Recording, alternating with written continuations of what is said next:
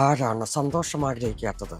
ഒരുപക്ഷെ വലിയ വില കൊടുക്കേണ്ടി വന്നാലും. ലല്ലു പറക്കും ലല്ലു എങ്ങനെയാണ് നമ്മുടെ അലയൻസിലേക്ക് എത്തിയത്? ചിലപ്പോ എന്തുകൊണ്ടും മുത്തിന് ചേർന്നൊരു പയ്യനാണെന്ന് തോന്നി കാണും. അങ്ങനെയൊക്കെ ആയിരിക്കും എടുത്തത്. കുറച്ച് എപ്പിസോഡുകളായാൽ പോലും ഇപ്പൊ ഏറ്റവും കൂടുതൽ തിരിച്ചറിയുന്നത് പറക്കും ലല്ലു അല്ലേ, അലിയൻസിലെ ലല്ലു അല്ലേ, മുത്തിനെ എന്ന് കെട്ടും എന്നൊക്കെ പറഞ്ഞിട്ട് നമ്മൾ ഓരോരുത്തരും നമ്മളുടെ ചോദിക്കുമ്പോഴത്തേന് സത്യം ഭയങ്കര സന്തോഷമാണ്, അഭിമാനമാണ്. നമ്മൾ എന്താണോ റിയൽ ലൈഫിൽ നമ്മൾ എങ്ങനെയാണോ സംസാരിക്കുന്നത് അത് കാണാനാണ് പ്രേക്ഷകർ കൂടുതൽ ഇഷ്ടം. നമുക്ക് കിട്ടുന്നത് ഈ കാമുകൻ അല്ലെങ്കിൽ എന്താ പറയാനാണ് ഒരു ഞരമ്പൻ, ഒരു കോഴി, ഈ ടൈപ്പ് സാധനങ്ങളെ കിട്ടുള്ളൂ. കല്യാണം കഴിക്കുമ്പോൾ അറിയാലോ നമുക്ക് കുറെ പ്രാരാബ്ദങ്ങളും പിന്നെ ബാക്കി കുടുംബ കാര്യങ്ങളൊക്കെ നോക്കുമ്പോഴത്തേന് എനിക്കിങ്ങനെ ഒന്ന് റൊമാൻസിലോട്ട് പോകാനോ അല്ലെങ്കിൽ ഒന്ന് ഇളകി നിൽക്കാനോ ഒന്ന് പറന്ന് നിൽക്കാനൊന്നും പറ്റുമെന്ന് എനിക്ക് തോന്നുന്നില്ല. കുറേ ഏകദേശം വർഷങ്ങൾ കഷ്ടപ്പെട്ട് ആ കഷ്ടപ്പാടിൽ ചിലപ്പോൾ ഞാൻ നിർത്തിയിട്ട് പോയിരുന്നെങ്കിൽ ചിലപ്പോൾ ഇന്ന് ഈ ഒരു ഇന്റർവ്യൂവിന് ഞാൻ ഇവിടെ ഇരിക്കില്ലായിരുന്നു. CD കാസറ്റ് ചെന്ന് മാർക്കറ്റിൽ നിന്നും ഷോപ്പിൽ നിന്നൊക്കെ ചെന്ന് വാങ്ങിച്ചിട്ട് ഇതിനെ പ്ലേ ചെയ്ത് അതിന് ലിപ്പ് കൊടുത്ത് അങ്ങനെ നമ്മൾ ഈ ഞായറാഴ്ച ദിവസങ്ങളിലെ വീട്ടിൽ ചെറിയ സാരിയോ ചാക്കൊക്കെ എടുത്ത് മറച്ചിട്ട് അവിടെ 5-6 നമ്മുടെ അമ്മമാരെയൊക്കെ വിളിച്ചിരുത്തി നമ്മൾ ആ കാസറ്റ് ഇട്ട് നമ്മൾ വെറുതെ അവർക്ക് പെർഫോം ചെയ്ത് കാണിച്ചു കൊടുക്കുക. അന്നൊക്കെ അവർക്കൊരു കൗതുകമായിരുന്നു. ബാക്കിൽ ജയ്വിളി അങ്ങനത്തെ പരിപാടികളൊക്കെ ഉണ്ടല്ലേ, ATM ക്യൂ നിൽക്കുക, അതിനാണ് നീ പോയത്, എനിക്ക് പറയണ്ടേ, എനിക്ക് ഡയലോഗ് ഒന്നും ഇല്ലേ എന്നൊക്കെ പറഞ്ഞ് കളിയാക്കലും കാര്യങ്ങളൊക്കെ ഉണ്ട്. അപ്പൊ അന്നേ വിഷമ മനസ്സിൽ തന്നെ ആദ്യമൊക്കെ ആ പെണ്ണിന്റെ പറയുക നടന്ന ആ പെണ്ണിന്റെ ജീവിതം കൂടി നീ കളയല്ലേ എന്നൊക്കെ പറഞ്ഞു. എനിക്ക് ഇഷ്ടമുള്ള ജോലി നീ ചെയ്യാ, എനിക്ക് ഇഷ്ടമുള്ള ജോലി ഞാൻ ചെയ്യണം, അത്ര നീ അല്ലല്ലോ തീരുമാനിക്കേ, നീ അല്ല തീരുമാനിക്കണേ. ലല്ലൂന് എന്നെ പ്രേമിച്ചുകൂടെ? എന്തിന് അതെന്താ? പ്രേമിച്ചൂടെ ചോദിച്ചാൽ എന്താ പോക്കറ്റിന് കാശ് എടുത്ത് തരുമ്പോൾ എനിക്കെന്താ കുഴപ്പം? ഇത് അങ്ങനെയൊന്നല്ല, നിനക്ക് കുഴപ്പങ്ങളേ ഉള്ളൂ. Hi everyone, welcome back to our channel voice of Kerala plus. Malayali പ്രേക്ഷകർ രണ്ട് കൈയിട്ടും സ്വീകരിച്ച അലയൻസിലെ ഒരു കുഞ്ഞി കാമുകനാണ് ഇന്ന് നമ്മുടെ കൂടെയുള്ളത്. മറ്റാരുമല്ല, പറക്കും ലല്ലു. ഹായ് ലല്ലു, പറക്കും ലല്ലു. ശരിക്കുള്ള പേരെന്താ? അരുൺ ബെല്ലാൻഡ്. ബെല്ലാൻഡ് എന്ന് പറയുന്നത് ഇത് മണിനാട്. മണിനാട്. അതാ മറ്റൊരു ഇന്റർവ്യൂല് കണ്ടില്ലേ, കണ്ടായിരുന്നു. ബെല്ല് മണി ലാൻഡ് നാട്, അങ്ങനെ മണിനാട്. ഒരു പരിഷ്കാരിയാണ്. അങ്ങനെ വെറുതെ ചെറിയൊരു അപ്ഡേഷൻ വേണ്ട. അങ്ങനെ എന്തൊക്കെയുണ്ട് വിശേഷങ്ങൾ? കറന്റ്ലി ഇപ്പൊ എന്താ ചെയ്യുന്നത്? കറന്റ് ഇപ്പം വിശേഷങ്ങൾ ആദ്യം സുഖം, സന്തോഷമായിട്ട് പോണു, കുഴപ്പമൊന്നും ഇല്ലാതെ പോണു. അത്യാവശ്യം വർക്കും കാര്യങ്ങളൊക്കെ ഉണ്ട്. പിന്നെ ഇപ്പോ കുറച്ച് വർക്കുകളുണ്ട്. ഇപ്പൊ നമ്മൾ ബമ്പർ ചിരി എന്ന് പറയുന്നൊരു പരിപാടി ചെയ്യുന്നുണ്ട്. പിന്നെ അളിയൻസിൽ ലല്ലു എന്നൊരു ക്യാരക്ടർ ചെയ്യുന്നുണ്ട്. പിന്നെ ഒരു സിനിമ ചെയ്തു, അത് റിലീസ് ആയിട്ടില്ല. ബാക്കി ഡബിങ് കാര്യങ്ങളൊക്കെ കഴിഞ്ഞ് അങ്ങനെ ഇരിപ്പുണ്ട്. ഇതൊക്കെയാണ് വിശേഷങ്ങൾ. സിനിമ കറന്റ്ലി ഏകദേശം 1 year ആയി സിനിമയുടെ ഇത് കഴിഞ്ഞിട്ട്. അപ്പൊ അത് കഴിഞ്ഞിട്ട് ഡബിങ്ങും പിന്നെ ചെറിയ എന്തോ ഇഷ്യൂവും കാര്യങ്ങളായിട്ട് ഇരിപ്പുണ്ട്. അതിന്റെ പേരിപ്പം പറയാൻ വേണ്ടിട്ട് പറ്റില്ല. ഇറങ്ങും. നമ്മൾ വന്നത് തന്നെ ലല്ലുവിന്റെ വിശേഷങ്ങളൊക്കെ ചോദിച്ചറിയാൻ വേണ്ടിട്ടാണ്. ഉറപ്പായിട്ട് എല്ലാ വിശേഷങ്ങളും റിയൽ ലൈഫിൽ ഇങ്ങനെ തന്നെയാണോ ലല്ലു? റിയൽ ലല്ലു തന്നെയാണോ? എങ്ങനെ ലല്ലു തന്നെയാണോ റിയൽ ലൈഫിൽ ആരും? ഇല്ല, അതൊരു നമ്മളൊരു ക്യാരക്ടർ ആകുമ്പോഴത്തേനും അങ്ങനെ ആവുന്നില്ല. പിന്നെ എന്റെ ഒരു സ്വഭാവം വെച്ചിട്ട് എനിക്ക് എന്തുകൊണ്ടും ആപ്റ്റ് ആവുന്ന ഒരു ക്യാരക്ടർ ആണെന്ന് എനിക്ക് തോന്നിയിട്ടുണ്ട്. അപ്പൊ റിയലി അങ്ങനെ തന്നെ അല്ല, നമ്മുടെ ഒരു ക്യാരക്ടർ ഞാൻ അങ്ങനെയാണ്. അതായത് എല്ലാവരുടെ അടുത്ത് കാഷ്വലായിട്ട് സംസാരിക്കുക, പെൺവിഷയമല്ല കേട്ടോ ഞാൻ പറഞ്ഞത്, അല്ലാണ്ട് കാഷ്വലായിട്ട് സംസാരിക്കുക, പിന്നെ തമാശകൾ പറയുക, ചിരിക്കുക, ഇങ്ങനെയൊക്കെയാണ്. അപ്പൊ ആ ഒരു ക്യാരക്ടർ കണ്ടിട്ടായിരിക്കും എന്നെ അതിലോട്ട് കാസ്റ്റ് ചെയ്തതും. പിന്നെ എന്റെ ബാക്കിയുള്ള പെർഫോമൻസുകൾ കണ്ടിട്ടായിരിക്കും ചിലപ്പോൾ എന്തുകൊണ്ടും മുത്തിന് ചേർന്നൊരു പയ്യനാണെന്ന് തോന്നി കാണും. അങ്ങനെയൊക്കെ ആയിരിക്കും എടുത്തത്. ഇപ്പൊ അളിയൻസ് അല്ലാണ്ട് തന്നെ ബമ്പർ ചിരി എടുത്താലും ഇതേപോലെ തന്നെയാണ് സംസാരം കാര്യങ്ങളൊക്കെ പോകുന്നത്. ഒന്നിലും ഒരു വേറൊരു സംഭവം അല്ല, ഇടകലർത്തുന്നില്ല. ഞാൻ എന്താണെന്നുള്ളത്, കാരണം ഈ പണ്ട് മിമിക്രി എന്ന് പറയുന്നതിന്റെ ഒരു കാലഘട്ടം തന്നെ നമുക്ക് മാറി.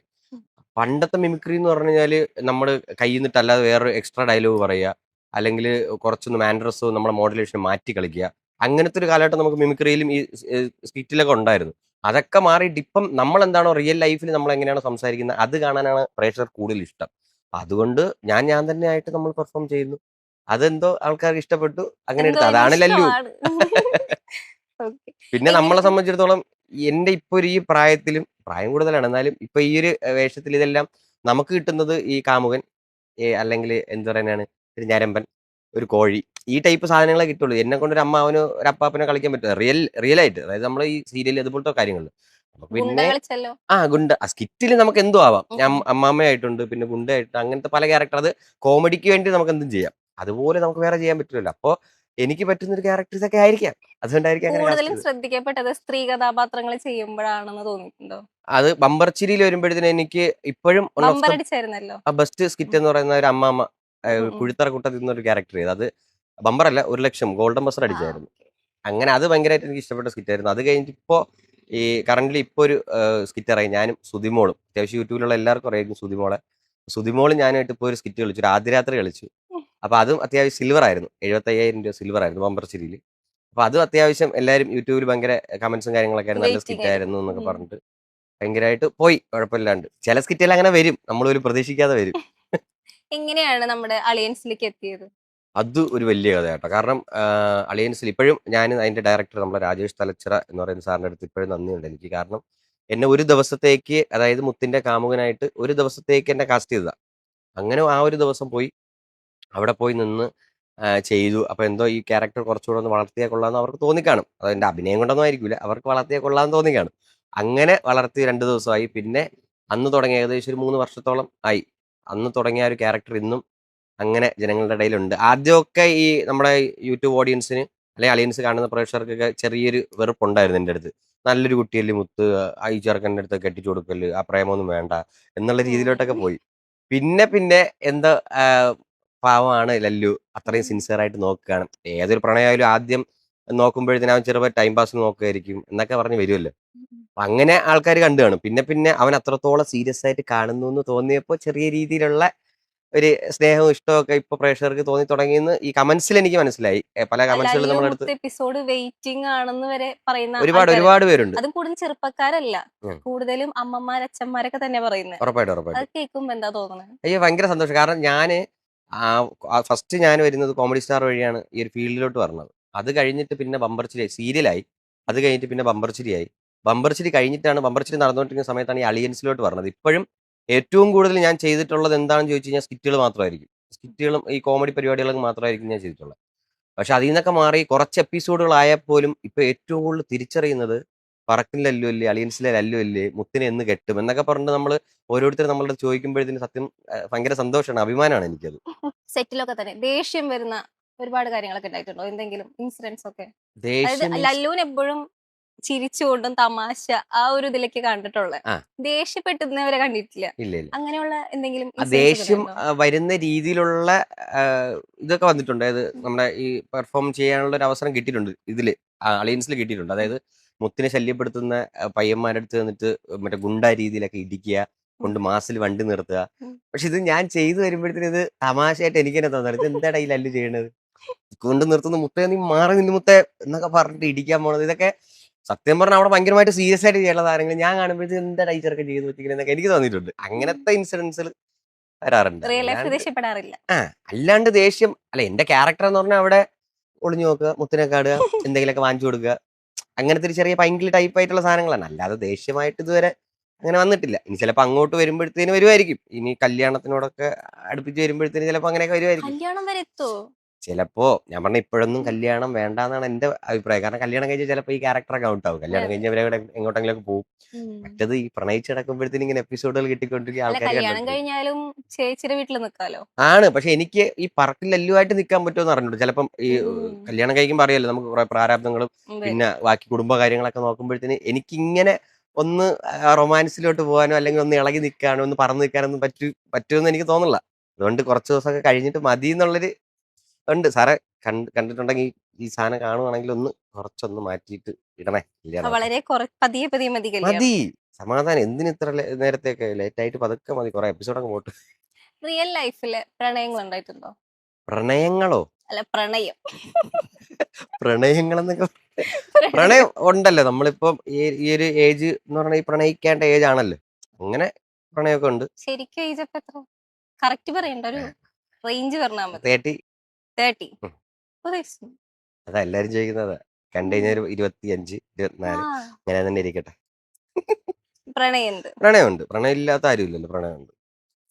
ലവ് സ്റ്റോറി പറയാൻ പറ്റും. ലവ് സ്റ്റോറി ടാസ്ക് ആണ്. ഭയങ്കര. ഭയങ്കരമായിട്ടൊരു കഥയുണ്ട്. അത് ആ. ഇതെല്ലാം കഴിഞ്ഞ് നമ്മളൊന്ന് സെറ്റ് ആകുമ്പോഴത്തേന് വീണ്ടും ഈ ഒരു ചാനലിൽ ഞാൻ വിളിക്കും. എന്റെ ആദ്യം മുതലുള്ള കഥ ഞാൻ പറഞ്ഞുതരാം. അതൊരു 5 എപ്പിസോഡിനുള്ള സാധനം നിങ്ങൾക്കുണ്ട്. അത് ഞാൻ പറഞ്ഞുതരാം. ഗംഭീര കഥ അതൊക്കെ. അതും ഭാര്യയും ഭർത്താവും കൂടെ ആയിരിക്കണം പറഞ്ഞു ഒരുമിച്ചിരുന്ന് തരുന്നത്. പറഞ്ഞുതരും. ഒരുമിച്ചിരുന്ന്. ഇത് കേൾക്കുമ്പോ ലല്ലുവിന്റെ ആ ഒരു പ്രേക്ഷകർ എങ്ങനെ ഏറ്റെടുക്കും? ലല്ലുവിന് വേറൊരു അഫെയർ എന്ന് പറയുമ്പോ. അയ്യോ ഇത് അഫെയർ അല്ല, ഇതെന്റെ ജീവിതമാണ്. മറ്റേത് കഥാപാത്രം. നിങ്ങൾ അങ്ങനെ മാത്രമേ കാണാവേ. ലല്ലു വേറെ, അരുൺ ബെല്ലാൻഡ് വേറെ, അങ്ങനെ കാണാവൂ. ഉണ്ടാവുമല്ലോ, ആർക്കായാലും പ്രണയവും കാര്യങ്ങളൊക്കെ ഉണ്ടാവും. ഞാൻ നിങ്ങളെ മുത്തിൻ്റെ അടുത്ത് ചോദിച്ചു, വിപ്ലവമായിരുന്നു. ചിലപ്പോൾ മുത്തിനും കാണും, പറയാൻ പറ്റൂല. വിപ്ലവമായിരുന്നു. വിപ്ലവമാണ്. ആവും. വിപ്ലവം ആവാനുള്ള പരിപാടിയൊക്കെ ഉണ്ട്. പ്രണയം ഓക്കെ. എന്താണ് ശരിക്കും അതിൽ പഠിച്ചിട്ടുള്ളത്? എന്താ എന്റെ പഠിക്കുന്നത്, ഞാൻ പഠിച്ചിട്ടുള്ളത്? +2 കഴിഞ്ഞു. അത് കഴിഞ്ഞിട്ട് പിന്നെ IT പോയി. പിന്നെ അതിന്റെ ഇടയിൽ ചെറിയ പ്രശ്നങ്ങളൊക്കെ ഉണ്ടായി. അറിയില്ലേ, പാർട്ടി പ്രശ്നങ്ങളും കാര്യങ്ങളൊക്കെ ഉണ്ടായി. പിന്നെ അവിടുന്ന് മാറി പിന്നെ ജോബിലോട്ട് പോയി. അത് കഴിഞ്ഞിട്ട് പിന്നെ അതൊന്നും എനിക്ക് പറ്റൂല എന്ന് തോന്നിയപ്പോഴത്തേന് കലാഫീൽഡിലോട്ട് അഭിനയത്തിലേക്ക്. ഇറങ്ങി. കലാഫീൽഡിലോട്ട് ഇറങ്ങി അതും കുറെ ഏകദേശം വർഷങ്ങൾ കഷ്ടപ്പെട്ട് ആ കഷ്ടപ്പാടിൽ ചിലപ്പോൾ ഞാൻ നിർത്തിയിട്ട് പോയിരുന്നെങ്കിൽ ചിലപ്പോൾ ഇന്ന് ഈ ഒരു ഇന്റർവ്യൂവിന് ഞാൻ ഇവിടെ ഇരിക്കില്ലായിരുന്നു. അങ്ങനെ ആ കഷ്ടപ്പാട് കഴിഞ്ഞു. അതിൽ ഞാൻ പിടിച്ചു നിന്നു. അത് കഴിഞ്ഞിട്ട് പതുക്കെ പതുക്കെ കോമഡി സ്റ്റാറിൽ വന്നു. പിന്നെ ചെറിയ സീരിയലൊക്കെ ചെയ്തു. പിന്നെ അത് കഴിഞ്ഞിട്ട് ബമ്പർച്ചിരി വന്നു. പിന്നെ അലിയൻസിൽ വന്നു. പിന്നെ ഇപ്പൊ സ്റ്റേജ് ഷോസും കാര്യങ്ങളൊക്കെ ചെയ്തു തുടങ്ങി. പിന്നെ ഇപ്പൊ ഇതാ ഇവിടെ ഇരിക്കുന്നു. എന്ത് ജോലി ചെയ്തിട്ടുള്ള അപ്പം? ജോലികൾ ഒരുപാട് ഞാൻ ചെയ്തിട്ടുണ്ട്. ഞാൻ അത്യാവശ്യം കഷ്ടപ്പെട്ട് തന്നെയാണ് ഈ ഒരു ഉം. ഫീൽഡിൽ എത്തിയതും വീട്ടുകാര്യങ്ങൾ നോക്കുന്നതും വളരെ കഷ്ടപ്പെട്ട് തന്നെയാണ്. കാരണം ഫസ്റ്റ് അഭിനയത്തോട് ഭയങ്കര ആഗ്രഹമായിരുന്നു. കുഞ്ഞുനാളിൽ ഈ ചെറിയ അതായത് എൻ്റെ ഏറ്റവും കുഞ്ഞു പ്രായത്തിൽ അഭിനയം അല്ലെങ്കിൽ ഈ ഇതുപോലെ സ്റ്റേജ് ഷോകൾ കാണുമ്പോഴത്തേന് ഇതുപോലൊക്കെ ചെയ്യണമെന്ന് ഭയങ്കര ആഗ്രഹപ്പെട്ട ഒരാളായിരുന്നു ഞാൻ. അന്നൊക്കെ എൻ്റെ വീടിൻ്റെ അവിടെയുള്ള 2-3 ചെക്കന്മാർ ഞാനൊക്കെ ആയിട്ട് ഈ പണ്ട് നമ്മൾ മിമിക്രി എന്ന് കേൾക്കുമ്പോൾ അല്ലെങ്കിൽ സ്കിറ്റ് എന്ന് കേൾക്കുമ്പോൾ ആദ്യം നമുക്ക് മനസ്സിൽ വരുന്നത് നമ്മളെ മനോജ് ഗിന്നസ്, ഉം. അതുപോലെ തന്നെ നമ്മുടെ അയ്യപ്പ ബൈജു, പ്രശാന്ത് ഏട്ടൻ, ഇവരെയൊക്കെ സ്കിറ്റുകൾ കാണുമ്പോഴത്തേനും അയ്യോ നമുക്ക് ഇതുപോലൊക്കെ ചെയ്യണമെന്ന് ആഗ്രഹം ഉണ്ടായിരുന്നു. അന്നൊക്കെ കാസറ്റ് ആയിരുന്നു, ഈ സി ഡി കാസറ്റ് ആയിരുന്നു. ഈ സി ഡി കാസറ്റ് ചെന്ന് മാർക്കറ്റിൽ നിന്നും ഷോപ്പിൽ നിന്നൊക്കെ ചെന്ന് വാങ്ങിച്ചിട്ട് ഇതിനെ പ്ലേ ചെയ്ത് അതിന് ലിപ്പ് കൊടുത്ത് അങ്ങനെ നമ്മൾ ഈ ഞായറാഴ്ച ദിവസങ്ങളിലൊക്കെ വീട്ടിൽ ചെറിയ സാരിയോ ചാക്കൊക്കെ എടുത്ത് മറച്ചിട്ട് അവിടെ 5-6 നമ്മുടെ അമ്മമാരെയൊക്കെ വിളിച്ചിരുത്തി നമ്മൾ ആ കാസറ്റ് ഇട്ട് നമ്മൾ വെറുതെ അവർക്ക് പെർഫോം ചെയ്ത് കാണിച്ചു കൊടുക്കും. അന്നൊക്കെ അവർക്കൊരു കൗതുകമായിരുന്നു. ലൈറ്റ് ഒന്നും ഇല്ല, ചിലപ്പോൾ ചെറിയ മെഴുകുതിരിയൊക്കെ കത്തിച്ച് വെച്ചിട്ട് നമ്മളെ കാണണ്ടേ. അപ്പൊ അങ്ങനെയൊക്കെ തുടങ്ങി. അന്നേ ഈ ഒരു ആഗ്രഹം മനസ്സിലുണ്ട്, ഇതുപോലെ സ്റ്റേജിൽ കയറണം. നീ എങ്ങനെ സിനിമയിൽ കയറണം സീരിയലിൽ കയറണം അങ്ങനെയൊന്നുമല്ല, കോമഡി സ്കിറ്റുകൾ കളിക്കണം എന്ന് ഭയങ്കര ആഗ്രഹമായിരുന്നു. അങ്ങനെയൊക്കെ ചെയ്ത് തുടങ്ങിയതാ. പിന്നെ അവിടുന്ന് പഠിത്തവും കാര്യങ്ങളൊക്കെ ആണ്. അപ്പൊ അതിന്റെ ഇടയിലൊക്കെ ഒഴിവ് സമയങ്ങളിൽ ഇങ്ങനെയൊക്കെ ചെയ്ത് പിന്നെ കുറച്ചുകൂടെയൊക്കെ നമ്മൾ എന്തെങ്കിലുമൊക്കെ ആവണം. അതായത് നമ്മുടെ വീടിന്റെ അടുത്ത് അമ്പലത്തിലൊക്കെ ഈ ഉത്സവത്തിന് ഇവരൊക്കെ വരുമല്ലോ, അയ്യപ്പ ബൈജുവും മനോജ് ഗിന്നസും അതുപോലെ തന്നെ ഇങ്ങനെ പാഷാണ ഷാജി ചേട്ടനും എല്ലാവരും വരുമ്പോൾ ഇവരെ പോലെയൊക്കെ നമുക്ക് ഇതുപോലെ വലിയ സ്റ്റേജിലൊക്കെ പോകണമെന്ന് ഭയങ്കര ആഗ്രഹമായിരുന്നു. അങ്ങനെ ഒരു ദിവസം ഇതുപോലെ ഒരു വലിയ വണ്ടിയൊക്കെ വിളിച്ച്, പണ്ടറിയല്ലേ ഈ മറ്റേ ബാനറൊക്കെ കെട്ടിട്ടാ പറഞ്ഞത്, കൊച്ചിൻ കലാരസിക നാടകം. തിരുവനന്തപുരം സ്കൈലാർക്ക് എന്നൊക്കെ പറഞ്ഞൊരു വണ്ടി വരുമ്പോൾ തന്നെ ഭയങ്കര ഇതാ അവരെയൊക്കെ കാണാനും. പണ്ട് മോഹൻലാലിന്റെ ഫിഗർ, മമ്മൂട്ടിയുടെ ഫിഗറൊക്കെ ചെയ്യുന്ന ആർട്ടിസ്റ്റുണ്ട്, അവരൊക്കെ കാണാൻ ഭയങ്കര ആഗ്രഹം. അപ്പൊ അതൊക്കെ കാണുമ്പോഴും നമുക്കും ഇതുപോലെയൊക്കെ ആവണം എന്ന് പറഞ്ഞാൽ നമ്മൾ 5-6 പേരൊക്കെ ഇതുപോലെ വെറുതെ കയ്യിൽ കാശൊന്നും ഇല്ല, എന്നാലും ഒരു വണ്ടിയൊക്കെ റെന്റിന് വിളിച്ച് ഇതുപോലെ ഒരു ഫ്ലക്സ് ഒക്കെ അടിച്ചു വേറെ അമ്പലത്തിൽ എങ്ങനെയോ എത്ര അന്ന് 4000 രൂപ 5000 രൂപ തരാന്ന് പറഞ്ഞപ്പോ നമ്മള് പിന്നെന്താ ചേട്ടാ എന്നൊക്കെ പറഞ്ഞിട്ട് നേരെ അവിടെ പോയി. പരിപാടി വട്ടം പൊളിഞ്ഞു, എന്നാലും അവിടെ നിന്ന് കറങ്ങി. അങ്ങനെയൊക്കെയുള്ള ഒരു ആഗ്രഹം കൊണ്ട് അത് എന്റെ കൂടെ നിന്നവര് വേറെ മേഖലകൾ ചിന്തിച്ചു തുടങ്ങി. ഞാൻ അപ്പോഴും ഇതിൽ തന്നെ പിടിച്ചു നിന്നു. 10ാം ക്ലാസ് വരെ ഞാൻ സ്റ്റേജിൽ കയറിയിട്ടില്ല. ഞാൻ 10ാം ക്ലാസ് SSLC പഠിക്കുമ്പോൾ ഞാൻ സ്റ്റേജിൽ കയറിയിട്ടില്ല. അന്നൊക്കെ ഭയങ്കര പേടിയായിരുന്നു. ഇത് കഴിഞ്ഞിട്ടാണ് ഇതിലോട്ട് ഞാൻ ഇങ്ങനെ വന്ന് പിന്നെ എന്തെങ്കിലുമൊക്കെ ആവണം തോന്നി. അങ്ങനെ കോമഡി സ്റ്റാറിൽ നമ്മളെ ശിവമുരളി എന്ന് പറഞ്ഞ ആർട്ടിസ്റ്റ് ഉണ്ട്. അപ്പൊ ഇപ്പോഴും എന്റെ ഗുരുനാഥൻ പുള്ളി തന്നെയാണ്, ശിവമുരളി എന്ന് പറയുന്ന ആൾ. അപ്പൊ പുള്ളി എന്നെ വിളിച്ച് ആടാ വാ കുഴപ്പമില്ല എന്നൊക്കെ പറഞ്ഞ ഏകദേശം 2-4 മാസമൊക്കെ ഞാൻ വെറുതെ മൈക്ക് ഡയലോഗ് പോലും ഇല്ലാതെ ബാക്കിൽ ജയ് വിളി അങ്ങനത്തെ പരിപാടികളൊക്കെ ഉണ്ടല്ലോ, ATM ക്യൂ നിൽക്കുക, പിന്നെ ആൾക്കാർ ഇങ്ങോട്ട് ചെറിയ ബഹളങ്ങൾ നടക്കുമ്പോൾ അങ്ങോട്ടും ഇങ്ങോട്ട് ഓടുക, ഇങ്ങനെയൊക്കെ ആയിരുന്നു. അങ്ങനെ ഏകദേശം ഒരു 4 മാസത്തോളം ഞാൻ പോയി. ശമ്പളമൊന്നുമില്ല, പൈസ ഒന്നും ഇല്ല, പേയ്മെന്റ് ഒന്നും ഇല്ലാതെ കയ്യിൽ നിന്ന് കാശ് മുടക്കി ഞാൻ ട്രിവാൻഡ്രത്ത് പോയി. അങ്ങനെ കോമഡി സ്റ്റാർ കയറി. അപ്പൊ എനിക്ക് ബാക്കി റിമി ടോമി ജ്യോതി സാറിനെ കാണുമ്പോൾ ഭയങ്കര, നമ്മൾ ഇതുവരെ നമ്മൾ TV കണ്ടിട്ടുള്ളവരെ നമ്മൾ നേരിട്ട് കാണുമല്ലേ അന്ന്. എക്സൈറ്റ്മെന്റ്. പിന്നെ ഈ നോബി ചേട്ടൻ, അസീസ് ചേട്ടൻ, ബിനു ചേട്ടൻ, ഇവരെ കാണുമ്പോഴത്തേക്കും ഇവരൊക്കെ ഭയങ്കര ആരാധന. ഇവരെയൊക്കെ സ്കിറ്റിന്റെ കാസറ്റ് വാങ്ങിച്ചിട്ട് ചെയ്തവരാ നമ്മള്. ഇവരെ കൂടെയൊക്കെ ഇവരെ നേരിട്ട് നിൽക്കുക, ഇവരെ കൂടെ നമ്മൾ പെർഫോം ചെയ്യാന്നൊക്കെ പറഞ്ഞ് നിൽക്കുമ്പോൾ ഡയലോഗ് ഇല്ലെങ്കിൽ പോലും അങ്ങനെയൊക്കെ ഭയങ്കര കൗതുകമായിരുന്നു എനിക്ക്. അയ്യോ ഞാൻ സ്വപ്നം കാണുവാണ് എന്നൊക്കെ ഉള്ള പരിപാടിയായിരുന്നു. പിന്നെ പിന്നെ പതുക്കെ മുകളിലേക്ക് ഏകദേശം നോക്കിയിട്ടുണ്ടോ? മുകളിലേക്ക് നോക്കിയോ? അയ്യോ പിന്നെ അതൊക്കെ ഒരു വേറെ വൈബ്. ഫസ്റ്റ് ഞാൻ പറഞ്ഞില്ലേ, ഫസ്റ്റ് എന്റെ സ്കിറ്റ് എന്ന് പറഞ്ഞു കഴിഞ്ഞാൽ ഈ ATM ക്യൂ നിൽക്കുന്ന ഒരാളായിട്ടാ. അന്ന് ഇവരെ കൂടെ അവര് സ്കിറ്റ് കളിക്കുന്നു, ഫ്രണ്ടിൽ നിന്ന് സ്കിറ്റ് കളിക്കുന്നു, ഒരു 5 സപ്പോർട്ടിംഗ് ആർട്ടിസ്റ്റ് എന്ന് പറഞ്ഞ പരിപാടിയുണ്ട്. അപ്പൊ ഇങ്ങനെ നിൽക്കുമ്പോഴത്തേനെ എങ്ങനെ ബാക്കി നിൽക്കുക. ഈ സ്കിറ്റ് ഷൂട്ട് ചെയ്ത് കഴിഞ്ഞ് പിന്നെ ഞാൻ വീട്ടിൽ വന്നിട്ട് ഹലോ കോമഡി സ്റ്റാറിലുണ്ട് കാണണം കേട്ടോ എന്നൊക്കെ പറഞ്ഞ് എല്ലാവരും അടുത്തും പറയുക, കോമഡി സ്റ്റാറിലുണ്ട് കാണണം, നാളെ ശനി ഞായർ കോമഡി സ്റ്റാറിലും കാണണം എന്നൊക്കെ പറഞ്ഞിട്ട് ഇവര് കണ്ടിട്ട് പിറ്റേ ദിവസം കാണുമ്പോൾ നീ കോമഡി സ്റ്റാറൊന്നും ഞാൻ കണ്ടില്ലല്ലേ, ഉണ്ടായിരുന്നു ഈ ബാക്കിൽ മറ്റേ ATM. അയ്യോ അതിനാണ് നീ പോയത്, എനിക്ക് പറയണ്ടേ, നിനക്ക് ഡയലോഗ് ഒന്നും ഇല്ലേ എന്നൊക്കെ പറഞ്ഞ് കളിയാക്കലും കാര്യങ്ങളൊക്കെ ഉണ്ട്. അപ്പൊ അന്നേ വിഷമാ മനസ്സിൽ എന്തെങ്കിലുമൊക്കെ ചെയ്യണമെന്നൊക്കെ. പിന്നെ നിന്ന് നിന്ന് നിന്ന് നിന്ന് ആദ്യമായിട്ട് ഒരു റെക്കോർഡിങ് സ്കിറ്റില് ചെറുതായിട്ട്, അതും ആരെയോ സൗണ്ടിൽ ഞാൻ ലിപ്പ് അനക്കിയാൽ മതി, അങ്ങനത്തെ ഒരു ചെറിയ പീസ് കിട്ടി. അപ്പൊ ഭയങ്കര സന്തോഷമായിരുന്നു. പിന്നെ അങ്ങനെ ഏകദേശം 1 വർഷത്തോളം ആയി ഞാൻ ഒരു മൈക്ക് ലേപ്പിൽ വെച്ചിട്ടൊരു ഡയലോഗ് എന്റെ സ്വന്തം സൗണ്ട് ഞാൻ ഏഷ്യാനെറ്റിൽ കൊടുത്തിട്ട് ഏകദേശം 1 വർഷത്തോളം ആവും. 1 വർഷം ആയി കിട്ടാൻ വേണ്ടിയിട്ട്. പിന്നെ അതിൽ നിന്ന് നിന്ന് കുറച്ച് ബന്ധങ്ങൾ ഉണ്ടാക്കി. ഇപ്പോഴും രഞ്ജീഷ് എന്നൊക്കെ പറഞ്ഞിട്ട് കുറെ ആർട്ടിസ്റ്റ് ഉണ്ട്, അവരുമായിട്ടൊക്കെ ഭയങ്കര ബന്ധങ്ങളായി. പിന്നെ അവര് എന്നെ പ്രൊമോട്ട് ചെയ്ത് തുടങ്ങി, പല സ്കിറ്റുകളിലും ജോയിൻ ചെയ്യിപ്പിച്ചു തുടങ്ങി. പിന്നെ കുറച്ച് ഡയലോഗ്സ് കൂടുതൽ കിട്ടാൻ തുടങ്ങി. അങ്ങനെ അവിടുന്ന് പഠിച്ച് അവസാനം ഇറങ്ങിയപ്പോൾ അത്യാവശ്യം നല്ലൊരു ആർട്ടിസ്റ്റ് ആയിട്ട് മാറ്റി എന്നെ അവരെല്ലാരും കൂടെ മാറ്റി. അപ്പൊ അങ്ങനെയാണ് അന്ന് ബമ്പർ കൂടെ ചിരി. ഉണ്ടായ കൂട്ടുകാരൊക്കെ ഇപ്പൊ ഇപ്പോഴും ഉണ്ട്, പല ചാനലുകളുണ്ട് ഇപ്പോഴും. ഇപ്പം നമ്മൾ ഇരിക്കുന്ന ഈ ഹോട്ടലിൽ തന്നെ അത്യാവശ്യം ആൾക്കാർ പല ചാനലുകളിൽ, ഇപ്പം അമൃതയിലായാലും ഫ്ലവേഴ്സിലായാലും സി കേരളത്തിലായാലും മഴവില്ലായാലും ഒരുപാട് പേര് അന്നുണ്ടായിരുന്ന ആർട്ടിസ്റ്റുകൾ ഇപ്പോഴും ഉണ്ട്, പല മേഖലകളിലും ഉണ്ട്. പിന്നെ അന്നുണ്ടായിരുന്ന ആർട്ടിസ്റ്റുകൾ, എൻ്റെ കൂടെ വന്ന ആർട്ടിസ്റ്റുകൾ പലരും ഇന്നില്ല. അവർ ഈ മേഖല തിരഞ്ഞെടുക്കാതെ വേറെ മേഖലയിലോട്ട് പോയി, രക്ഷപ്പെടില്ല എന്നൊക്കെ വിചാരിച്ചു പോയി. പക്ഷെ അന്ന് ഞാൻ പിടിച്ചു നിന്നുകൊണ്ട് എനിക്കെന്തോ ദൈവത്തിന്റെ അനുഗ്രഹം വീട്ടിൽ നിന്നൊക്കെ കൊണ്ടായിരിക്കാം. സപ്പോർട്ട് എങ്ങനെയായിരുന്നു? ഫസ്റ്റ് ഒന്നും സപ്പോർട്ടൊന്നും ഇല്ല. ഭയങ്കര കാരണം ചീത്ത ഒന്നാമത്തെ പറഞ്ഞു. കാര്യം ഇത്തിരി അങ്ങനെ വലിയൊരു ഫാമിലി ഒന്നും അല്ല, മിഡിൽ ക്ലാസ് ഫാമിലിയാണ്. അപ്പം ഞാനെന്ന് പറയുന്നത് എനിക്ക് വയസ്സ് കൂടിക്കൊണ്ടിരിക്കുകയാണ്. അപ്പം എന്നെ പഠിപ്പിച്ച് വേറൊരു ജോലി. ജോലിയാക്കി എന്നൊക്കെ ഏതൊരു അമ്മയ്ക്കും അച്ഛനും ഉണ്ടാവുന്നൊരു ഫീലിംഗ് തന്നെയാണ്. അങ്ങനെയൊക്കെ ഉണ്ടായി വന്നപ്പോൾ അവരോടാ ഇതൊക്കെ കളഞ്ഞിട്ട് വേറെ വല്ല പണിക്കും പോടാ നീ എന്നൊക്കെ പറഞ്ഞ് വീട്ടിൽ നിന്നൊക്കെ ഇറങ്ങി പോകുമ്പോഴത്തേന് അവരിൽ നിന്നൊക്കെ വലിയ കാശ് വാങ്ങിച്ചോണ്ട് ഇറങ്ങണേ ഞാൻ. അവർ പറയും ഇതിന്റെ നീ വേറെ വല്ല പണിക്കും, എൻ്റെ പൈസ ഒന്നും ഇല്ല തരാൻ വേണ്ടിയിട്ട് എന്നൊക്കെ പറഞ്ഞു. പിന്നെ ആരെന്തെങ്കിലും കാശൊക്കെ വാങ്ങിച്ചിട്ട് പൊക്കോണ്ടിരുന്നു. പിന്നെ ഇപ്പോ അവര് തിരിച്ചു പറഞ്ഞു തുടങ്ങി, കാരണം സ്വന്തമായിട്ടൊരു വീട് വെച്ചു, പിന്നെ ഒരു കാറ് വാങ്ങി. അതെല്ലാം ഇതിൽ നിന്ന് തന്നെയാണ്. ഇതിൽ നിന്ന് മാറിയിട്ട് ഞാൻ വേറൊരു ജോലിക്ക് വരുന്നത് ചിലപ്പോൾ എനിക്കൊരു മാസം ഒരു പ്രൈവറ്റ് കമ്പനിയിൽ ഒരു 20,000 രൂപയോ 25,000 രൂപയൊക്കെ കിട്ടുള്ളൂ. പക്ഷെ ഇതിപ്പോൾ അതിനെക്കാട്ടിലപ്പുറം കിട്ടുന്നുണ്ട്. സ്വന്തമായിട്ട് എനിക്ക് വീട് വെക്കാൻ തുടങ്ങി, വീട് വെച്ചു. ഇനി കുറച്ച് പണിയും കൂടെ ഉള്ളൂ. പിന്നെ ഒരു കാറ് വാങ്ങിച്ചു. പിന്നെ അത്യാവശ്യം 10 പേര് അറിഞ്ഞു തുടങ്ങി. ഒരു സെലിബ്രിറ്റി ആയി. കാരണം 10 പേര് ആ ചേട്ടാ അതിലുള്ളതല്ലേ എന്ന് ചോദിക്കുമ്പോൾ കിട്ടുന്നൊരു, അത് എത്ര നമ്മൾ ഇത്ര വലിയ ജോലി ചെയ്താലും കിട്ടാത്തൊരു പരിപാടിയാണ് അത്. ചേട്ടാ അതിലുള്ളതല്ലേ, ചേട്ടാ ഇതിലുള്ളതല്ലേ, അതിൽ ഭയങ്കര ഒരു അംഗീകാരമായിട്ട് കാണും. നാട്ടുകാരൊക്കെ അപ്പൊ ഒരുപാട് കളിയാക്കലൊക്കെ അനുഭവിച്ചിട്ടുണ്ടാവില്ലേ? ഒരുപാട് ഒരുപാട് നിർത്തിപ്പോയി കളിയാക്കലുണ്ട്. വേറെ വേറെ വല്ല പണിക്കും പോടാന്നൊക്കെ പറഞ്ഞ്. ഒരുപാട് പേര് ഇപ്പോഴും ആൾക്കാർ ഈ ഈ ചെറുതായിട്ടൊന്ന് രക്ഷപ്പെട്ടു തുടങ്ങുമ്പോൾ ഇപ്പോഴും അതൊക്കെ നെഗറ്റീവ് പറയുന്നവരും നെഗറ്റീവായിട്ട്, ഉണ്ട്. ഇതൊക്കെ എന്ന് ഇതൊക്കെ നീ എത്ര വേറെ വല്ല കാലം. ജോലിക്ക് വല്ല ഇതിനെക്കാട്ടി അപ്പുറം ചെയ്യായിരുന്നു, നിനക്കൊരു സ്ഥിര വരുമാനം ഇല്ലല്ലോ. സത്യം പറഞ്ഞു കഴിഞ്ഞാൽ ഇങ്ങനെ പറയുന്ന കുറെ പേരുണ്ട് കേട്ടോ, നമുക്കൊരു സ്ഥിര വരുമാനം ഇല്ലല്ലോ, അല്ലെങ്കിൽ ഇതിൽ നിന്ന് കഴിഞ്ഞാൽ നിനക്ക് എന്ത് നേടാൻ പറ്റും എന്നൊക്കെ ചോദിക്കുന്ന ഒരുപാട് പേരുണ്ട്. സത്യം ഞാൻ അപ്പോഴും ഞാൻ നോക്കിക്കാണുന്നതെന്ന് പറഞ്ഞു കഴിഞ്ഞാൽ എന്റെ വീടിന്റെ അടുത്ത് അല്ലെങ്കിൽ എന്റെ സുഹൃത്തുക്കൾ ചെയ്യുന്ന ജോലി, അവർക്ക് ചിലപ്പോൾ ഒരു സ്ഥിര വരുമാനമുള്ള ഒരു മാസം ഇത്ര രൂപ കിട്ടുന്ന ഒരു ജോലി ആയിരിക്കാം. പക്ഷെ അതിനെക്കാട്ടിലും കൂടുതൽ എനിക്ക് ഉണ്ടാക്കാൻ പറ്റുന്നുണ്ട് ഈ ഒരു ഫീൽഡിൽ നിന്ന്. അതാരും മനസ്സിലാക്കുന്നില്ല. അവർ നോക്കുമ്പോഴത്തേന് ഈ ഒരു പ്രോഗ്രാം നിർത്തി കഴിഞ്ഞാൽ നിനക്ക് എന്ത് എന്നുള്ളൊരു ചോദ്യം വരും. നമ്മുടെ ബന്ധം വെച്ചിട്ട് ഇപ്പോ ഇന്നും ഇപ്പൊ മഴവില്ലാണ് ഞാൻ നിൽക്കുന്നത്. ഈ മഴവിൽ നിർത്തി കഴിഞ്ഞാൽ എനിക്ക് അടുത്ത ചാനലുണ്ട്. നമ്മളറിയാം, നമുക്ക് ബന്ധങ്ങളുണ്ട്. എന്റെ കൂടെ വർക്ക് ചെയ്തൊരു വേറെ ചാനലുണ്ട്. ഇപ്പൊ ഇതിൽ നിൽക്കുമ്പോൾ തന്നെ വേറെ എത്രയോ ചാനലുകളിൽ എടാ ചെറിയൊരു പ്രോഗ്രാം ഉണ്ട് വരാൻ പറ്റും എന്നൊക്കെ ചോദിക്കും. ഒരുപാട് ചോദിക്കുന്നുണ്ട്. സീരിയൽ ചോദിക്കുന്നുണ്ട്. പിന്നെ അല്ലാത്ത ഇതുപോലത്തെ റിയാലിറ്റി ഷോകൾ ചോദിക്കുന്നുണ്ട്. നമുക്ക് നിക്കാൻ പറ്റിയല്ല, അല്ല പിന്നെ ഇതിൽ നിന്നും യൂട്യൂബ് വർക്ക് ഉണ്ട്. ചെയ്യാൻ പറ്റി കഴിഞ്ഞാൽ യൂട്യൂബ് ഉണ്ടല്ലോ. യൂട്യൂബ് ഉണ്ട്. എല്ലാത്തിനും എല്ലാം മാറ്റി വെച്ചാൽ നമുക്കൊരു ഫോൺ ഉണ്ടെങ്കിൽ നമുക്ക് യൂട്യൂബിൽ ഇറങ്ങാനുള്ളൂ. നമുക്ക് അത്യാവശ്യം അതിനുള്ളൊരു ടാലന്റ് ഉണ്ട് എന്നൊരു മനസ്സിലുണ്ട്. നമുക്ക് നിന്ന് കഴിഞ്ഞാൽ നമുക്ക് പൈസ ഉണ്ടാക്കാം, രക്ഷപ്പെടാം എന്നുള്ള എല്ലാം മനസ്സിലുണ്ട്. അത് മനസ്സിൽ നഷ്ടപ്പെടുമ്പോഴാണ് നമ്മൾ ഇതിൽ നിന്നൊക്കെ നിർത്തിയിട്ട് വേറെ ജോലിക്ക് പോകുന്നു, ഗൾഫിൽ പോകുന്നു. എന്റെ മനസ്സിൽ എനിക്ക് ഇപ്പോഴും ഉണ്ട്, ഇതിൽ നിന്ന് കഴിഞ്ഞാൽ രക്ഷപ്പെടാൻ പറ്റും. അങ്ങനെ രക്ഷപ്പെട്ടിട്ടുണ്ട് ഞാൻ.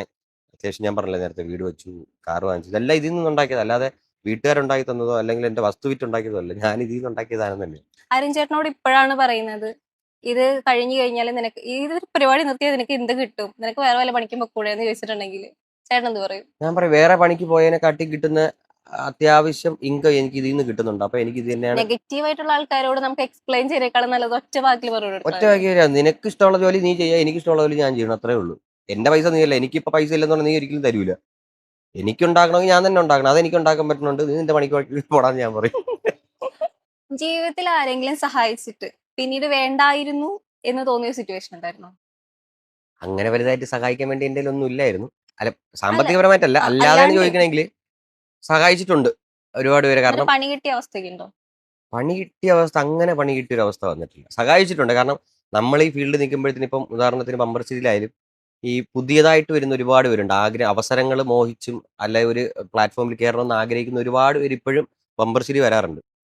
അപ്പൊ അവർക്കൊക്കെ വരുമ്പോഴത്തേന് നമുക്ക് അത്യാവശ്യം ഈ സ്ക്രിപ്റ്റും കാര്യങ്ങളൊക്കെ അറിയാമല്ലോ, എങ്ങനെയാണ് എന്താണ് ചെയ്യേണ്ടത്. അപ്പൊ അവരൊക്കെ വന്നിട്ട് മോനെ എന്താ ചെയ്യേണ്ടത്, എങ്ങനെയാ ചെയ്യേണ്ടത് എന്നൊക്കെ ചോദിക്കുമ്പോഴത്തേക്കും നമ്മൾ പറഞ്ഞു കൊടുക്കും. പറഞ്ഞു കൊടുത്ത് അവർക്കൊരു ബമ്പർ, നമ്മൾ പറഞ്ഞു കൊടുത്ത് അവർക്കൊരു ബമ്പർ അടിച്ചിട്ട് നമ്മളൊന്ന് വിളിക്കും.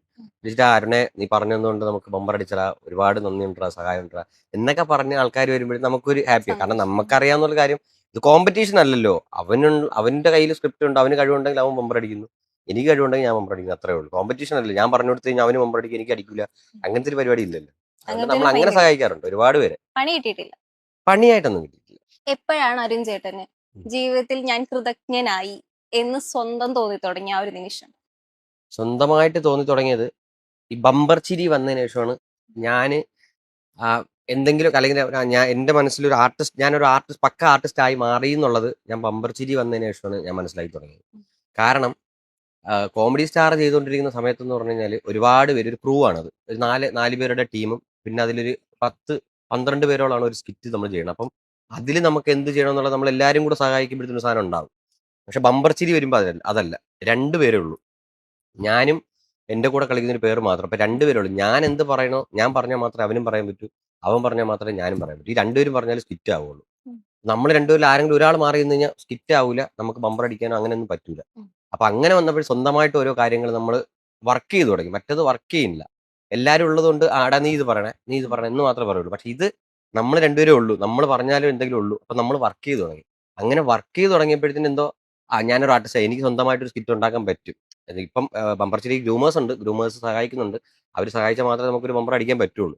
എന്നാൽ പോലും നമുക്ക് എന്തെങ്കിലുമൊക്കെ ഇങ്ങനത്തെ ഒരു കൗണ്ടർ നമുക്ക് പറയാം.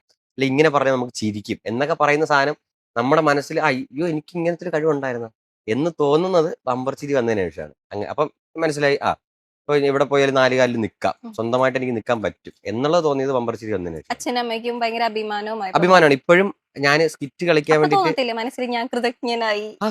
ഞാനിപ്പോ ആണ്. ഇപ്പോഴും ഞാൻ സ്കിറ്റിന് കയറുന്നതിന് മുന്നേ അമ്മേനെ വിളിക്കും. അമ്മ ഞാൻ കയറാൻ പോവാണ്. മക്കളെ കയറിട്ടോ ബമ്പർ അടിക്കും കേട്ടാ. ശരി ഇത്രേ പറയുള്ളൂ. ശരി അമ്മ. സ്കിറ്റ് കഴിഞ്ഞിട്ട് ഇറങ്ങുമ്പോഴും അമ്മ ബമ്പർ അടിച്ചേ. ഞാൻ പറഞ്ഞില്ലേ എനിക്കറിയാം മക്കളൊക്കെ അടിക്കും ബമ്പർ അടിക്കും എനിക്കറിയാം എന്ന് പറയും. എന്നാലും ചിലപ്പോ ഈ 5 അടിക്കുവേ.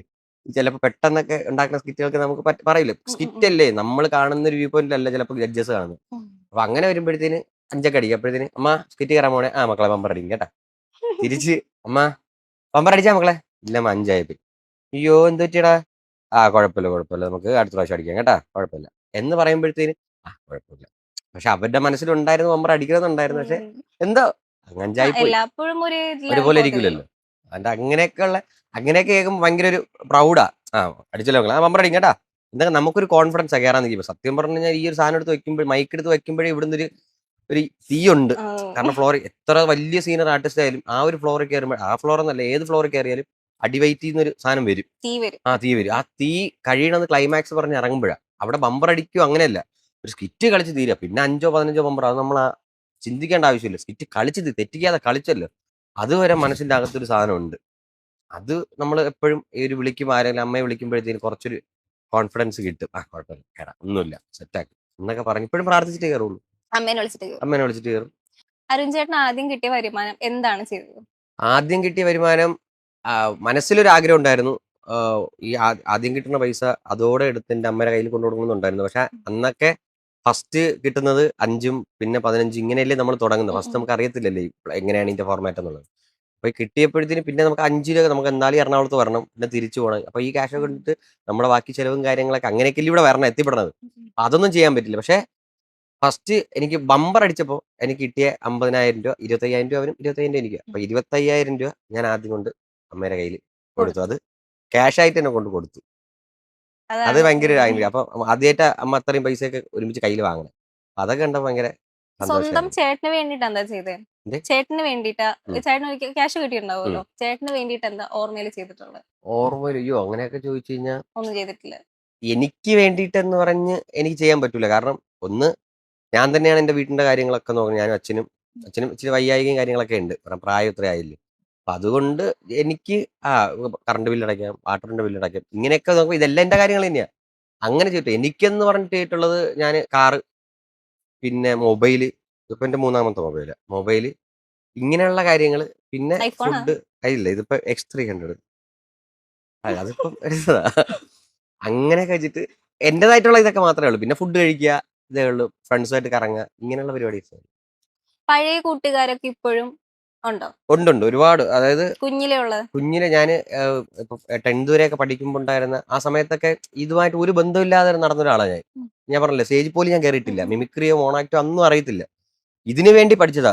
അല്ലാതെ അഭിനയം പഠിച്ചിട്ടൊന്നുമില്ല. ഞാൻ പറഞ്ഞത് ഈ സ്റ്റേജ് ഷോ ചെയ്യാൻ വേണ്ടി. ഞാൻ പറഞ്ഞ നേരത്തെ ശിവമുരളി ചേട്ടനെ പറഞ്ഞില്ലേ പുള്ളിയുടെ കൂടെ പിടിച്ചിരിക്കണമെങ്കിൽ എന്തെങ്കിലും നമുക്ക് ഇൻഡിവിജ്വൽ പെർഫോമൻസ് നമുക്ക് അറിഞ്ഞിരിക്കണം. അതിനുവേണ്ടി ഞാൻ സുരാജ് ചേട്ടന്റെ ഓരോ ഈ മിമിക്രി ശബ്ദാനുകരണം കണ്ട് ഞാൻ പഠിച്ചെടുത്തത്. അല്ലാതെ എന്റെ മനസ്സിൽ ഇങ്ങനത്തെ ഒരു സ്റ്റാർ ഉണ്ട് എന്ന് പറഞ്ഞ് പഠിച്ചതല്ല. പലരും അങ്ങനെ ചെയ്യുന്നതാ. നമ്മൾ ശബ്ദം എടുക്കും ഈ ശബ്ദത്തിൽ ഒരാളുണ്ടല്ലോ എന്ന് പറഞ്ഞാൽ അതിന് ട്രൈ ചെയ്യും. ഞാൻ അങ്ങനെയല്ല. ഈ ഫീൽഡ് പിടിച്ചിരിക്കാൻ വേണ്ടി പുള്ളിയുടെ ഷോ കണ്ടിട്ട് അന്നൊക്കെ നമ്മുടെ ജനാർദ്ദനൻ പിന്നെ നരേന്ദ്രപ്രസാദ്, കൊച്ചു പ്രേമം, ഇതൊക്കെയാണ് നമ്മുടെ സുരാജേട്ടൻ ചെയ്തുകൊണ്ടിരുന്നത്. അപ്പൊ ഇതൊക്കെ ഞാൻ മൊബൈലിൽ നോക്കിയിട്ട് അതിനെ കണ്ട് കണ്ട് കണ്ട് കണ്ട് പഠിച്ചു 16 കൊല്ലം എന്നൊക്കെ പറഞ്ഞ് പഠിച്ച്. അപ്പൊ നമ്മുടെ കയ്യിൽ എന്തെങ്കിലും ഒരു ഐറ്റം ഉണ്ടല്ലോ, ഐറ്റം ഉണ്ടെങ്കിൽ നമ്മളെ പെർഫോം ചെയ്യും, ഷോയ്ക്ക് വിളിക്കും. അതിനു വേണ്ടി പഠിച്ചതാ. അപ്പോ ആ സമയത്തൊന്നും ഞാൻ 10ലൊക്കെ പഠിക്കുമ്പോൾ നമ്മുടെ അല്ലാത്ത ടീമുകളാ, അതായത് ചുമ്മാ ക്രിക്കറ്റ് കളി, ഇങ്ങനത്തെ ടീമുകളേ ഉള്ളൂ. അപ്പൊ ഒരിക്കലും അവര് പ്രതീക്ഷിക്കാത്ത ഒരു റേഞ്ചിലോട്ട് ഞാൻ മാറി. അവര് പല സ്ഥലങ്ങളിലോട്ട് പോയി. അപ്പൊ ഇപ്പോഴും എന്റെ കൂടെ പഠിച്ചവര് ചിലവരിപ്പോ ഗവൺമെന്റ് ജോലിയുള്ളവരുണ്ട്, ചിലവരിപ്പോ ഓട്ടോ ഓടുന്നവരുണ്ട്. അപ്പൊ അവരൊക്കെ ഇപ്പം എന്റെ ഇപ്പൊ അത്യാവശ്യം ഈ ഫേമസ് ആയപ്പോഴും ഫെമിലിയർ ആയപ്പോഴത്തേന് നമ്മൾ ഇൻസ്റ്റ ഐ ഡിയും ഇതൊക്കെ ഫേസ്ബുക്ക് ഐ ഡി ഒക്കെ ഉണ്ടല്ലോ. അപ്പൊ അതിലൊക്കെ വിളിക്കടാ, ഓർമ്മണ്ടാടാ, ഞാനാണ് നിന്റെ കൂടെ പഠിച്ച മറ്റേ മനു അല്ലെങ്കിൽ ശ്രീനാഥ്. ആടാ, ആ, ഭയങ്കര അഭിമാനം കേട്ടോ നിന്നെ കാണുമ്പോൾ, സന്തോഷമുണ്ട്. അപ്പൊ ഇന്ന് ഞാൻ എന്റെ വൈഫും പിള്ളേരൊക്കെ ആയിട്ടിരുന്ന് കണ്ടപ്പോ, അത്രയ്ക്ക് പ്രായമുണ്ട് എനിക്ക്, അതുകൊണ്ടാ, വൈഫും പിള്ളേരൊക്കെ ആയിട്ടിരുന്ന് സ്കിറ്റ് പറഞ്ഞും പോയി. കണ്ടു, നിന്റെ സ്കിറ്റ് കണ്ടു, ഇന്നലെ വിളിച്ചു എന്റെ സ്കിറ്റ് കണ്ടിട്ട്, ആടാ കണ്ടു, സന്തോഷമുണ്ട്, കാരണം പിള്ളേർക്കൊക്കെ നിന്റെ കൂടെ സെൽഫി എടുക്കണമെന്നൊക്കെ ഉണ്ട് എന്നൊക്കെ പറഞ്ഞ് വിളിക്കുമ്പോൾ ഭയങ്കര സന്തോഷം. പിന്നെ ഇങ്ങനെ നമ്മൾ റോഡെ പോകുമ്പോഴത്തേന് തിരിച്ചു വരുമ്പോഴത്തേന് അरे അറിയടാ, നമുക്ക് അന്ന് പഠിച്ചൊരു മാറുമല്ലോ, താടി മീശയൊക്കെ വെച്ച് മാറുമല്ലോ, അന്ന് ഈ മീശയും താടിയൊന്നും ഇല്ല. മാറുമ്പോഴത്തേനും നിന്റെ അന്ന് 10ൽ പഠിച്ചേ, അല്ലെങ്കിൽ 8ൽ പഠിച്ചേ, ആ നീ ആയിരുന്നടാ എന്നൊക്കെ പറഞ്ഞു വരുമ്പോഴത്തേനും ഭയങ്കര സന്തോഷം. അവരിപ്പോഴും ഇങ്ങോട്ട് വരുന്നത് നമുക്ക് അങ്ങോട്ട് കണ്ടുപിടിക്കാൻ പറ്റില്ലെങ്കിലും നമ്മളെ കണ്ടുപിടിക്കാൻ, മറ്റേ മമ്മൂട്ടി പറഞ്ഞ പോലെ, ബാല നിനക്ക് എന്നെ കണ്ടുപിടിക്കാൻ പറ്റുമായിരുന്നില്ലടാ എന്ന് കഥ പറയുമ്പോൾ പറയും പോലെ എന്നെ അവർക്ക് കണ്ടുപിടിക്കാമല്ലോ. അങ്ങനെ വന്ന് സംസാരിക്കുന്ന ആൾക്കാരുണ്ട്. ഇപ്പൊ 10ലൊക്കെ പറഞ്ഞല്ലോ, ഉം. ആ ഒരു കാലഘട്ടത്തിലെ മാസ്റ്റർ പീസ് ആയിട്ട് ഏതായിരുന്നു ഈ മിമിക്രിയിലൊക്കെ? ശ്വാസകോശം, നമ്മുടെ ഈ പരസ്യം ഉണ്ട്, തിയേറ്ററിലെ അത് പരസ്യം, പറഞ്ഞു അത് അയ്യോ ഇപ്പോഴെടുത്ത് കഴിഞ്ഞാൽ പൊളിയോന്ന് എനിക്ക് അറിഞ്ഞൂടാ. എന്നാലും ട്രൈ നോക്കാം. ചെയ്ത് നോക്കാം. ഈ തിയേറ്ററിൽ നമ്മൾ പോകുമ്പോൾ ആദ്യം കേൾക്കുന്നൊരു പരസ്യമുണ്ട്, പുകവലിക്കെതിരെയുള്ള ഒരു ഉം. പരസ്യം. അത് ആരാണ് സന്തോഷം ആഗ്രഹിക്കാത്തത്? ഒരുപക്ഷെ വലിയ വില കൊടുക്കേണ്ടി വന്നാലോ ഈ നഗരത്തിന്? ഇതെന്ത് പറ്റി? ചിലയിടത്ത് ചാരം, മറ്റു ചിലയിടത്ത് പുക. എന്താ ആരും ഒന്നും മിണ്ടാത്തത്? എല്ലാം സഹിക്കുന്നത് എന്തിനാണ്?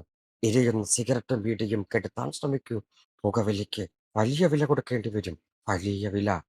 എന്ന് പറയുന്ന സാധനം, കൊള്ളാം. അത് ഭയങ്കര കൈയടി കാര്യങ്ങളൊക്കെ കിട്ടി. പണ്ട് മിമിക്രി ആയിരുന്നു, ഇപ്പൊ പിന്നെ അതിൽ നിന്നൊക്കെ വിട്ട് സ്കിറ്റിലോട്ട് വന്നപ്പോ പിന്നെ അതിനങ്ങ് മാറ്റി.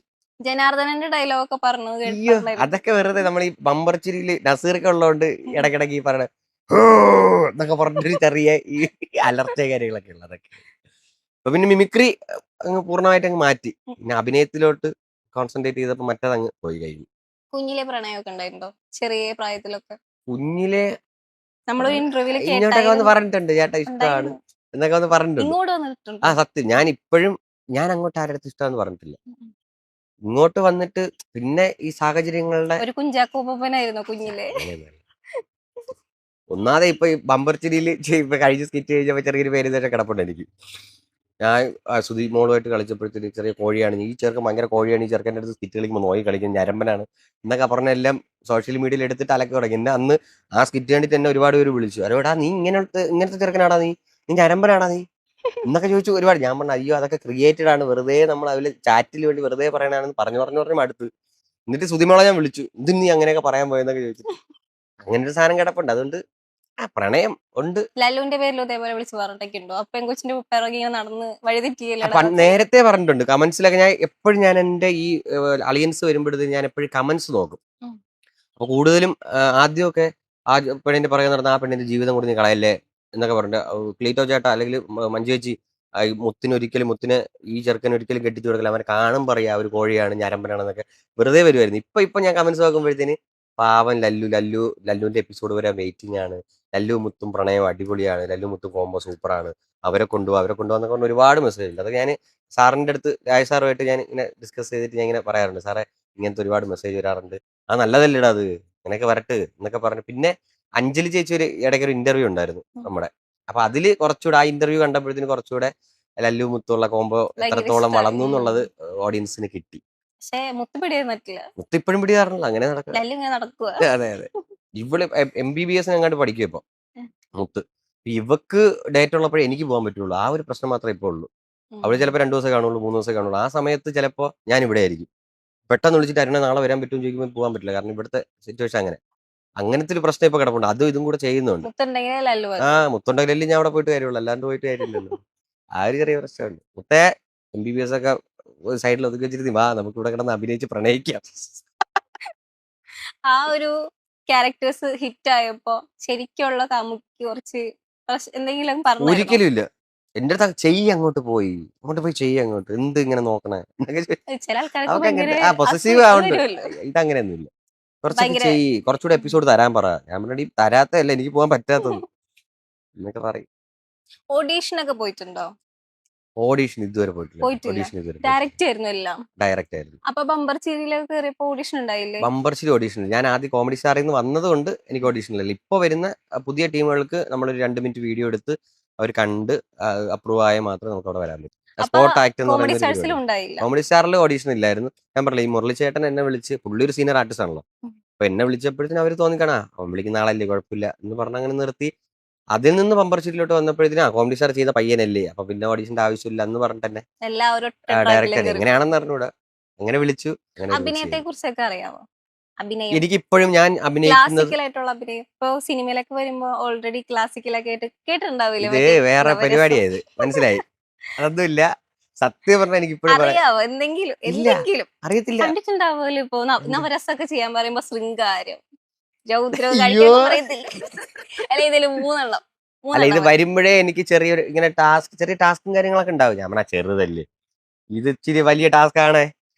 അഭിനയിക്കാന്ന് പറയില്ല, എനിക്കറിയത്തില്ല. ഞാൻ ലല്ലു ശരിക്കും ചെയ്യുന്ന നല്ലൊരു റൊമാൻറ്റിക് ആയിട്ടുള്ള ഒരു ക്യാരക്ടർ തന്നെയാണ്. നല്ല റൊമാൻറ്റിക് പൈങ്കിളായിട്ടുള്ള. ഇതെങ്ങനെ വരും, സത്യമല്ലേ, എനിക്കിത് എങ്ങനെ വരുന്നത് എനിക്ക് അറിയത്തില്ല. അപ്പൊ ഞാൻ അവര് പറയുന്ന കലയുള്ളതുകൊണ്ടാണല്ലോ ആയിരിക്കാം. ഇതൊന്നും ഇങ്ങനെ പറഞ്ഞ എനിക്ക് അഭിനയിക്കാറില്ല, സത്യമായിട്ട് അറിഞ്ഞൂടാ. അപ്പൊ ഒരു ശൃംഗാരം ജസ്റ്റ് മുത്ത് വന്നിട്ട് പറഞ്ഞു ഐ ലവ് യു ചേട്ടാ. സീരിയസ് ആയിട്ട് I love you too. Seriously അങ്ങനെയല്ല, ഇത് കഷ്ടപ്പെട്ട് കിടക്കല്ലേ കൊറേ ഇഷ്ടപ്പെടും. അപ്പൊ പെട്ടെന്ന് അൺഎക്സ്പെക്ടഡ് പറയുമ്പോ ഒരു നാണം. അപ്പൊ നീ മുത്ത് ഐ ലവ് യു പറ. ഐ ലവ് യു പറ. ലല്ലു ചേട്ടാ ഐ ലവ് യു. അയ്യേ, അത് നിനക്ക് റൊമാൻസ് വരട്ട്.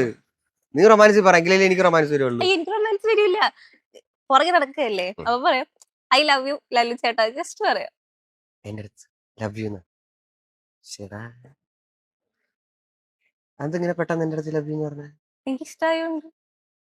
എനിക്ക് ശരിക്കും ഇഷ്ടം ഐ ലവ് യു. ശരി ഇഷ്ടമാണ്, ശരിക്കും ഇഷ്ട. ഞാൻ പോണടാ, ഇത് നടക്കൂല. ഇത് അതിന് നമുക്ക് തലം മാറ്റം. ശൃംഗാരം വേണ്ട, ദേഷ്യം. ലല്ലു ചേട്ടൻ എന്ന ക്യാരക്ടർ മുത്തിനെയാണ് ഇഷ്ടം. പക്ഷെ ഞാൻ ഇങ്ങനെ പുറകെ ഇങ്ങനെ ഫോഴ്സ് ചെയ്ത് നടക്കൊണ്ട് പെൺകുട്ടിയാ. എനിക്ക് ലല്ലു ചേട്ടൻ ഭയങ്കര ഇഷ്ടമാണ്. മുത്തിനെ വേണ്ട, എന്നെ പ്രേമിക്ക് എന്ന് പറഞ്ഞ് ഞാൻ ഇതാക്കുക. അപ്പൊ ലല്ലു ചേട്ടൻ ദേഷ്യം വരുമല്ലോ, അപ്പൊ എന്നോട് ദേഷ്യപ്പെടണം. ദേഷ്യം വരില്ല, മുത്ത അറിയരുത് നീ ഇഷ്ടപ്പെടുന്ന കാര്യം എന്നേ ഞാൻ പറയൂ. പോട്ടെ, കുഴപ്പമില്ല, അറിയാതിരിക്കും. മുത്തിനായിട്ട് ശരിക്കും ഇഷ്ടമാണല്ലോ ആ ഒരു ക്യാരക്ടർ. നമുക്ക് അത് മതി ക്യാരക്ടർ. എനിക്ക് ഇഷ്ടമല്ല, ഞാൻ ഭയങ്കര പുറകെ റിയാലിറ്റി അല്ലേ, ഞാൻ ക്യാരക്ടറാണ് ഇപ്പൊ. ആ ക്യാരക്ടറാണ് അങ്ങനെ പറ, ഞാൻ റിയാലിറ്റി പിടിച്ചോണ്ടിരിക്കുകയല്ലേ. ലല്ലു ആണ്. ലല്ലു ആണ്, വെല്ലാൻഡ് അല്ല. വെല്ലാൻഡ് ആയിരുന്നെങ്കിൽ ഇങ്ങനെ ആയിരിക്കും. ലല്ലു ആണ്.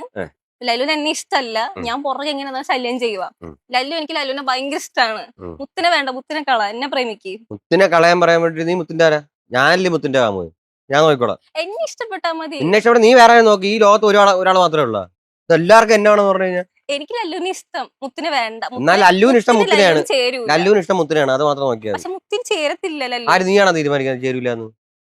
ബാക്കി എല്ലാരും പറഞ്ഞല്ലോ ഓക്കെ ആണ്, നിങ്ങളെ നല്ല കോമ്പോ ആണ്, നല്ല പേരാണ്. ഇത് നിന്റെ ആരും നോക്കി പോകാം. ലല്ലുവിന് ചേരത്തില്ല മുത്ത്. മുത്തിന് ലല്ലുവിനെ ചേരും, ലല്ലുവിന് മുത്തിനെയും ചേരും. നീ നിന്റെ ആരും നോക്കി പോകും. ലല്ലു അത് നീ അല്ലല്ലോ തീരുമാനിക്കണേ, നീ അല്ല തീരുമാനിക്കണേ. ലല്ലുവിന് എന്നെ പ്രേമിച്ചൂടെ? എന്തിന് അതെന്താ പ്രേമിച്ചൂടെന്ന് ചോദിച്ചാൽ എന്തോ പോക്കറ്റിൽ നിന്ന് കാശ് എടുത്ത് തരും പോലെ. ഇത് എനിക്ക് എന്താ കുഴപ്പം? ഇത് അങ്ങനെയൊന്നല്ല, നിനക്ക് കുഴപ്പങ്ങളേ ഉള്ളൂ. നിനക്ക് കുഴപ്പമുള്ളതുകൊണ്ട് നീ ഇപ്പൊ എന്റെ അടുത്ത് ഈ ചോദ്യം ചോദിച്ചേ, പിന്നെ ആവശ്യമില്ലാതെ.